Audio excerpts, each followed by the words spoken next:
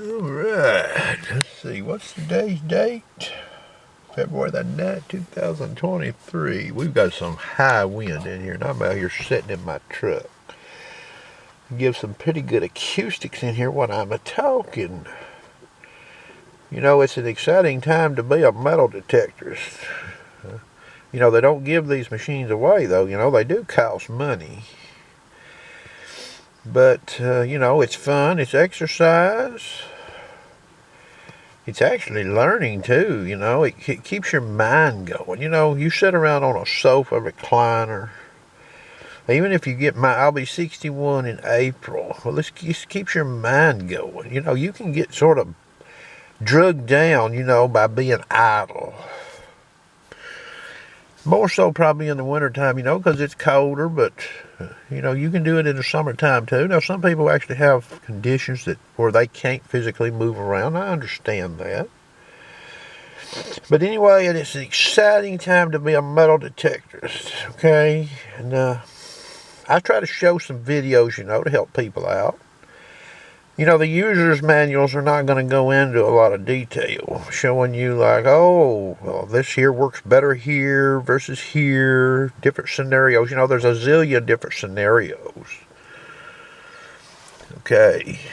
You know, I operate on the premise when I try to show videos, I actually give credit to out in the open targets, you know. Well, a lot of detectors will detect them. A lot of people using those detectors can detect them. So, yeah, you're in a public site hunting. What's left? What's left? You know, those FBS Minelab machines, boys, they gobbled that silver up, okay? And that's them straight shots down to probably, I don't know, 10 inches, 9.5 inches. 9 inches, you know, 8-inch silver dimes are walking apart on a solo shot with a E-Track or a CTX. You don't have to have a lot of skill with a detector to find those kind of coins. But what's left in these sites, you know, and I see people, you know, they make comments, you know, well, I don't miss much with this, and they've cleaned it out with a certain detector. Well, that may be true. But then again, a lot of these older detectors, they didn't really have, I mean, even the FBS detectors, what did you have? You had what? Trash density high and low? That's all you had. You didn't have a lot of different configurations. You could really run that detector. Some of these newer ones, like the XP-DS2, the Manticore, these new Equinox units, even the Equinox 600, 800, the older releases from Minelab, you know, you have different ways you can run them. So you just can't go out in a site and, you know, well, I didn't find nothing. There's nothing there. Well, put your thinking cap on when you're metal detecting, and you might need to get outside the box. You know, you don't want to walk, but look, I wouldn't want to walk behind. I wouldn't want to hunt a site. Let me use Rattlehead as an example. Let's say he goes out and he hunts a site, not an overly big site, but he goes in there with a CTX and wears it out for a week. Well, would I want to go in there and walk behind him with a CTX and expect to find very much? No. Probably wouldn't find anything based on some of his videos. So you see what I'm saying? Is you got to get outside the box sometimes, and you got to, in the detector you're using, if it offers this. Now, some of these single frequency machines that are just single frequency, not even selectable, they offer you very little.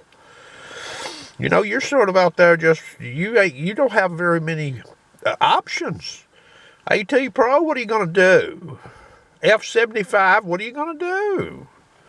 Oh, yeah, you can lower the disc and you might eke something out closer to iron, but there's no drastic difference. There's no way to really make that machine work better, say, in modern trash, or make it even work better in the iron. You know, you've got these silencers and upper Ferris limit settings and settings on these detectors. So that's what I do, you know, when I'm looking at a detector. I'm trying to find out what on that detector can be used that's sort of out of the mainstream. Now, you all have seen my videos. There's not a question in my mind that I could probably take the Manticore and use surf and seawater mode, go to a modern trash park, and take a Deus 2 and put it in the beach program and go through there and probably make some finds. They might not even be overly deep. Even in a site that's had a lot of CTX and E-Track, those machines made by Minelab, might just make some finds. So that's what I do. And look, you can see my videos, and you got buddies or other people you talk to. Well, you know, you all can start brainstorming based on something you see in one of my videos. You know what I mean? You can say, did you see this? And you all can start talking. You all can start doing your own experiments. You can start using this and see what you know.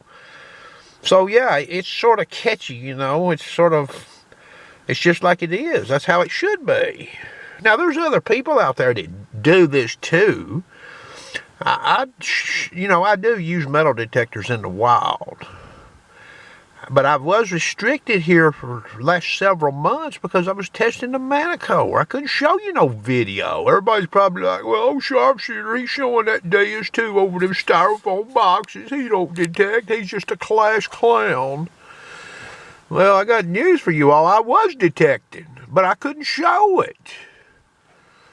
Okay? So, you know, you're going to see some more videos from me coming up in the future, okay? And I'm still doing some thinking. I did some thinking this morning, okay? And I need to look more at this beach mode on this Deus 2 and all the general program on that Deus 2. I need to look at it some more, too. I look at all of them. I look at the Manticore. I'm still looking at the Manticore. I have an open line of communication. If I see something with this Manticore, I can actually send to the manufacturer. Something I see that concerns me. Meaning it's like, wait a minute, y'all might want to look at this. Well, that's good, you know. And if I see somebody on a metal detecting forum, or if I see a video that they've posted and I see something in that video that I think is like, wait a minute, what's going on there? I may reference that and send it to the manufacturer. This don't mean I'm in the tank with Minelab. It's just, I want everybody to have the best possible chances of finding the goods and enjoy this and get what they pay for. The machine is updatable. The XP Deus 2 is updatable. So whatever these companies can do to make the machine better overall. Now look, no detector's going to be perfect, okay? I can make the Deus 2, I can take it to the wild and see something it's hitting better versus the Manticore and vice versa. I've done that just in the last week. There's just too many variables out there to, you know, to say, well, this detector here is the best. You know what I mean? You can't really do that. And that comes up a lot. I'm never going to tell you what to buy, okay? You're not going to catch me telling you to buy X detector. You're going to have to make up your own mind. You need to look at a lot of other people's videos and advice.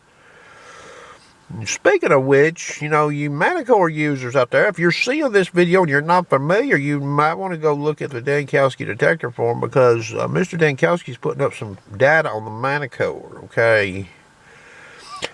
Now, I can't attest to all of what he's posting about because his ground is milder than mine to a degree.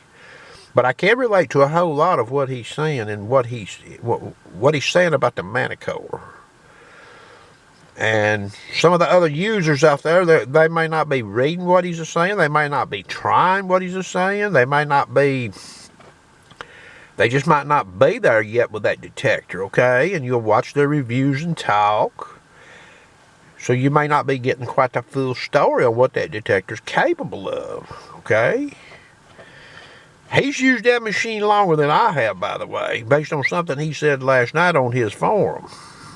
But anyway, that's the detector talk of the day. I hope you enjoyed.